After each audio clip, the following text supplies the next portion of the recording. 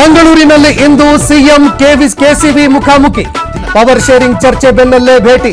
ಮಾತುಕತೆ ವೇಳೆ ಚರ್ಚೆಗೆ ಬರುತ್ತಾ ಬದಲಾವಣೆ ವಿಚಾರ. ಪ್ರಹ್ಲಾದ್ ಜೋಶಿ ಭೇಟಿಯಾದ ಎಂಎಲ್ಸಿ ರಾಜೇಂದ್ರ. ಡಿಕೆಶಿ ವಿರುದ್ಧ ನಿಂತಿರುವ ಕೆಎನ್ ರಾಜಣ್ಣರ ಪುತ್ರ. ಉಭಯ ನಾಯಕರ ನಡುವೆ ಸುದೀರ್ಘ ಮಾತುಕತೆ. ಡಿಸೆಂಬರ್ 8ರಿಂದ ಚಳಿಗಾಲದ ಅಧಿವೇಶನ ಹಿನ್ನೆಲೆ ಸುವರ್ಣಸೌಧಕ್ಕೆ ಖಾಕಿ ಭದ್ರತೆ. ಈ ಬಾರಿ ಅನುಮತಿ ಪಡೆದರೆ ಮಾತ್ರ ಪ್ರತಿಭಟನೆಗೆ ಅವಕಾಶ. ಹೆಡತಲೆ ಗ್ರಾಮದಲ್ಲಿ ಜೀವಜಲಕ್ಕೆ ತತ್ವಾರ. 8 ತಿಂಗಳಿಂದ ನೀರಿಗಾಗಿ ಅಲೆದಾಡುತ್ತಿರುವ ಜನ. ನೀರು ಕೊಡಿ ಇಲ್ಲ ವಿಷ ಕೊಡಿ ಎಂದು ಆಕ್ರೋಶ. ನಾಳೆ ಭಾರತಕ್ಕೆ ಪುಟಿನ್ ಆಗಮನ. 23ನೇ ಭಾರತ ರಷ್ಯಾ ವಾರ್ಷಿಕ ಶೃಂಗಸಭೆಯಲ್ಲಿ ಭಾಗಿ.